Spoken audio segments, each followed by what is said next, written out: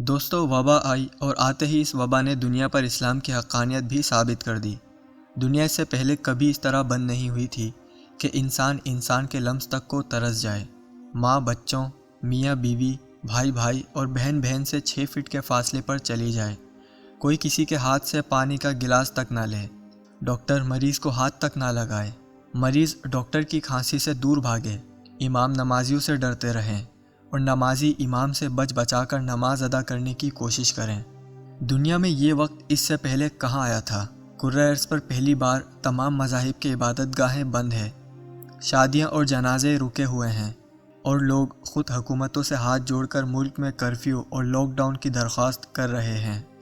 تاریخ میں پہلی بار گھر بار، اسپتال، مسجد اور ایوان صدر سب غیر محفوظ ہیں، اور غریب امیر، ملزم قاضی، ماتحت افسر اور حاکم و محکوم دونوں کمزور اور عاجز نظر آ رہے ہیں۔ یہ تخریب اور بے بسی کی انتہا ہے، لیکن اس انتہا کے اندر سے بھی تعمیر کے بے شمار مثبت پہلو نکل رہے ہیں۔ میں نے جب یہ مثبت پہلو گننے شروع کیے تو میں حیران رہ گیا۔ اس وبا کے ساتھ حیران کن نتائج سامنے آئے ہیں۔ یہ تمام نتائج حیران کن ہیں، لیکن ساتھ ہی اس کی فہرست کا پہلا نتیجہ، اف خدایا یہ کمال ہے۔ اسلامی دنیا کی تمام مبلغ مل کر اسلام کے لیے وہ کام نہیں کر سکے جو اکیلے اس وبا نے کر دیا۔ میں اپنی یہ ریسرچ آپ کے سامنے رکھنا چاہتا ہوں کہ مجھے یقین ہے کہ آپ بھی قائل ہو جائیں گے، لیکن تفصیل میں جانے سے قبل آپ سے گزارش ہے کہ ویڈیو کو لائک کریں، اور اگر ابھی تک آپ ہمارے چینل UCS TV کا حصہ نہیں بنے تو ہمارے چینل UCS TV کو سبسکرائب کر کے گھنٹی کا بٹن ضرور دبا دیں تاکہ آپ کو اس طرح کی معلوماتی ویڈیوز بر وقت ملتی رہیں۔ دوستو، اس وبا کا سب سے بڑا پہلو اسلام کی حقانیت ہے۔ اسلام دنیا کا پہلا مذہب تھا جس نے صفائی کو نصف ایمان قرار دیا تھا۔ ہم مسلمان دن میں 5 بار وضو کرتے ہیں، ہم پر جنابت کے فوری بعد غسل بھی فرض کیا گیا ہے۔ ہم مسلمان ہر جمعے کو ناخن تراشتے ہیں، بدن کے غیر ضروری بال صاف کرتے ہیں، اور ہم تھوکنے اور جمائی لینے کو بد تہذیبی سمجھتے ہیں۔ آخر آپ نے کبھی سوچا کہ یہ سب کیوں؟ میں نے اس وبا کے بعد وائرس کو پڑھنا شروع کیا تو پتہ چلا کہ ہماری فضا میں 196 وائرس یعنی بیکٹیریا اور جراثیم ہوتے ہیں۔ یہ ہمارے جسم کے 7 سوراخوں کے ذریعے ہمارے بدن میں داخل ہوتے ہیں۔ ان کا مقابلہ صرف ہماری قوت مدافعت ہی کر سکتی ہے، اور اس قوت کا گراف صبح نیند کے بعد سب سے اونچا، سب سے اوپر ہوتا ہے۔ یہ گراف ظہر کے بعد نیچے آنا شروع کرتا ہے، اور یہ عشاء کے بعد اپنی پستی کو چھونے لگتا ہے۔ لہٰذا بیماریوں کے وائرس زیادہ تر سپہر کے وقت انسان پر اثر انداز ہوتے ہیں۔ ہم مسلمان دن میں 5 مرتبہ وضو کرتے ہیں، اور یہ وضو ہمارے جسم کے 7 سوراخوں میں بیٹھے وائرس دھو دیتا ہے، اور یوں ہم بیماریوں سے بچ جاتے ہیں۔ آپ دیکھ لیجئے دنیا بھر کے ڈاکٹرز اس وبا کے بعد مریضوں کو کیا مشورہ دے رہے ہیں۔ یہ پوری دنیا کو کہہ رہے ہیں کہ آپ بار بار ہاتھ اور منہ دھوئیں، ناک میں پانی ڈالیں اور غرارے کریں، اور آپ غسل بھی زیادہ سے زیادہ کریں۔ یہ سب کیا ہے؟ کیا یہ آدھا وضو نہیں؟ اور کیا ہم مسلمان روز 5 مرتبہ یہ نہیں کرتے؟ آپ کمال دیکھیے کہ قدرتی جسمانی صفائی کے اس عمل کو سپہر کے بعد تیز کر دیتی ہے۔ ہم 3 سے 4 گھنٹوں کے درمیان ظہر، عصر اور مغرب کا وضو کرتے ہیں، اور یہ وہ وقت ہے جب ہماری قوت مدافعت کا گراف نیچے جا رہا ہوتا ہے۔ ہمارے بزرگ ظہر کے وقت قیلولہ بھی کرتے تھے، اور یہ نبی کریم صلی اللہ علیہ وسلم کی سنت ہے۔ آخر ہمارے بزرگ ایسا کیوں کرتے تھے؟ یقیناً وہ سنت نبی صلی اللہ علیہ وسلم سمجھ کر کرتے تھے، لیکن اس کا فائدہ دیکھیے کہ قیلولہ انرجی بوسٹر ہوتا ہے۔ یہ ہماری قوت مدافعت بڑھاتا ہے، اور عشاء کے وقت جب ہماری قوت مدافعت کا گراف زمین کو چھو رہا ہوتا ہے، اللہ پاک ہم سے آخری وضو اور عشاء ادا کروا کر ہمیں نیند کی آغوش میں لے جاتا ہے، اور ہم فجر کے وقت قوت مدافعت کے نئے لیول کے ساتھ دوبارہ اٹھ جاتے ہیں۔ ڈاکٹرز اس وبا کے مریضوں کو یہ مشورہ بھی دے رہے ہیں کہ آپ 8 سے 10 گھنٹے نیند لیں اور ہلکی غذا کھائیں۔ یہ دونوں مشورے بھی ہمارے مذہب کا حصہ ہیں۔ مکمل نیند اور رات کے وقت ہلکی غذا، یہ دونوں عادتیں قوت مدافعت بڑھاتی ہیں۔ آپ ایک اور حقیقت ملاحظہ کیجئے کہ آپ اس وبا کے حملے کے بعد دنیا کا ڈیٹا نکال کر دیکھیں۔ آپ کو دنیا کا ہر وہ شہر وائرس سے زیادہ متاثر ملے گا جہاں لوگ راتوں کو جاگتے رہتے ہیں، جہاں لوگوں کی نیند کم تھی اور یہ جسمانی صفائی کا خیال نہیں رکھتے تھے۔ ہم میں سے اکثر لوگ فرانس اور اٹلی بھی گئے ہوں گے، اور ہم میں سے ہی کچھ لوگ چینیوں کو بھی جانتے ہوں گے۔ یہ لوگ جسمانی صفائی میں بہت پست ہیں۔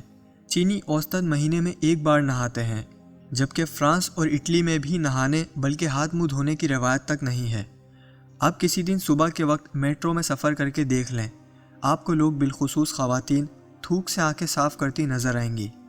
ये लोग सुबह उठते हैं, कपड़े पहनते हैं और हाथ मुंह धोए बगैर बाहर निकल आते हैं। ये खाना खाने से पहले और बाद दोनों वक्त हाथ नहीं धोते। ये रफ़ा हाजत के बाद भी सिर्फ टिशू इस्तेमाल करते हैं। ये लोग जिस्मानी सफाई में हमसे बहुत पीछे हैं। ये रातों को जागते शहरों में भी रहते हैं। इसका ये नतीजा निकलता है कि दुनिया में जब भी कोई बीमारी फैलती है तो ये उसका सबसे ज़्यादा शिकार होते हैं, जबकि हम मुसलमान हर बार वबा से बच जाते हैं। हम मुसलमान इस बार भी बच रहे हैं, लेकिन इसका हरगिज़ ये मतलब नहीं कि हमारे सिस्टम में सब अच्छा है। हम में भी बेशुमार ख़राबियाँ हैं और हमें अब उन पर तवज्जो देना होगी। मसलन हमारी पहली ख़राबी मस्जिदों के अंदर इस्तंजा खाने और वज़ू खाने हैं। इस्लाम के इब्तदाई 800 सालों में मसाजिद में वज़ू खाने और इस्तंजा खाने नहीं होते थे। लोग घरों और दुकानों में वज़ू करते थे और नमाज के लिए मस्जिद आ जाते थे। ताहम लोगों ने मस्जिदों के करीब प्राइवेट इस्तंजा खाने और गुसल खाने बना रखे थे। ये मुसाफिरों को ऑन पेमेंट वज़ू, गुसल और रफ़ा हाजत की सहूलत देते थे, लेकिन फिर मुखय्यर हजरात ने मुसाफिरों की सहूलत के लिए मस्जिद की हदूद में वज़ू खाने बनवाना शुरू कर दिए। वज़ू खाने बने तो इस्तंजा खाने भी बन गए और इस तरह बू, जरासीम और गंदा पानी मस्जिद के अंदर आने लगा और बीमारियां नमाजियों से नमाजियों को लगने लगीं।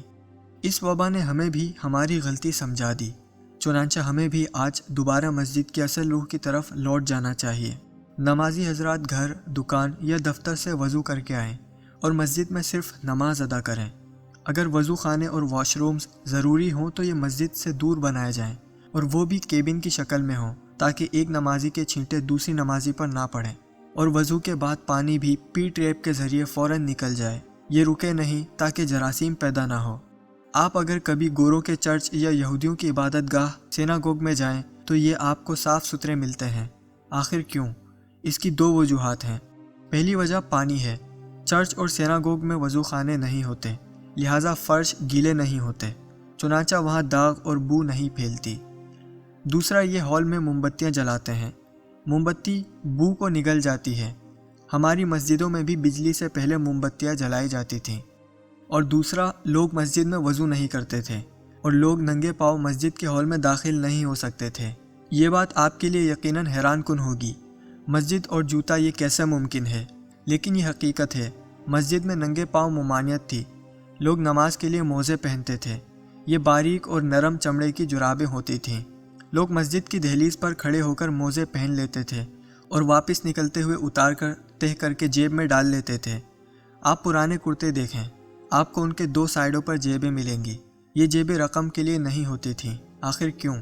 क्योंकि 20वीं सदी के शुरू तक दुनिया में नोट नहीं होते थे, बल्कि सिक्के होते थे और सिक्के जेबों में नहीं डाले जा सकते थे, ये थैलियों में भरे जाते थे। लिहाजा सवाल ये पैदा होता है कि फिर कमीज़ों में जेबें क्यों होती थीं? ये मोज़ों के लिए होती थीं। दायां मोज़ा दाएं जेब में डाला जाता था और बायां मोज़ा बाएं जेब में। चुनांचे हमने जब मस्जिदों में वज़ू शुरू किया और मोज़े तर्क किए, उस दिन से हमारी मस्जिदों में सफाई का मेयार ख़राब हो गया। आप खुद सोचिए, हम जब गीले पाँव लेकर अंदर दाखिल होंगे तो मस्जिद के फ़र्श और सफ़े कैसे साफ़ रहेंगी? लिहाजा मेरी दरख्वास्त है कि आप मेहरबानी फरमाकर इस्लाम के असल की तरफ लौट जाएं। 5 वक्त नमाज़ पढ़ें, वज़ू करें, वक्त पर गुस्ल करें, मस्जिद में सिर्फ नमाज अदा करें, मोज़े या जुराबें पहनकर मस्जिद जाएं, शरीयत के मुताबिक हाथ धोकर खाना खाएं और खाने के बाद भी हाथ धोएं, माए खुराक ज़्यादा लें, 8-9 घंटे नींद लें और जहाँ बैठते हैं और जहाँ सोते हैं वो जगह साफ़ रखें। इंशाअल्लाह आप उम्र भर बीमारियों से पाक रहेंगे। इस्लाम में सफाई आधा ईमान है और ये आधा ईमान हमारे ईमान का पहला हिस्सा है। ईमान का दूसरा हिस्सा सफाई के बाद आता है। आपको अगर मेरी बात समझ नहीं आई तो मैं मज़ीद अर्ज़ कर देता हूँ। नमाज फ़र्ज़ है। इस फ़र्ज़ के 2 हिस्से हैं, वज़ू और फिर तकबीर तहरीमा। हम अगर किसी शरई उज़र के बग़ैर वज़ू नहीं करते तो क्या हम नमाज के लिए खड़े हो सकते हैं? जी नहीं। लिहाजा फिर क्या मतलब हुआ? मतलब यह हुआ कि सफाई हमारे ईमान का पहला हिस्सा है। हम जब तक ये ना कर लें हमारे ईमान के दूसरे हिस्से यानी इबादत की तरफ नहीं जा सकते। चुनांचे मैं दिल से समझता हूँ कि जो शख्स साफ़ सुथरा नहीं वो कामिल मुसलमान नहीं हो सकता, और जो मुसलमान है 196 वायरस मिलकर भी उसका कुछ नहीं बिगाड़ सकते।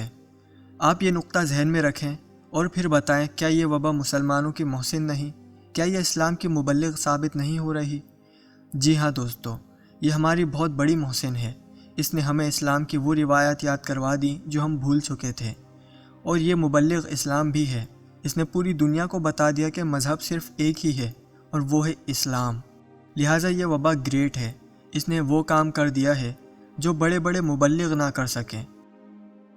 دوستو، امید ہے آپ کو یہ ویڈیو بہت پسند آئی ہوگی، تو جلدی سے لائک کے بٹن پر کلک کر کے اپنی پسندیدگی کا اظہار کریں اور دوسروں تک ان معلومات کو زیادہ سے زیادہ شیئر کریں۔ جزاک اللہ۔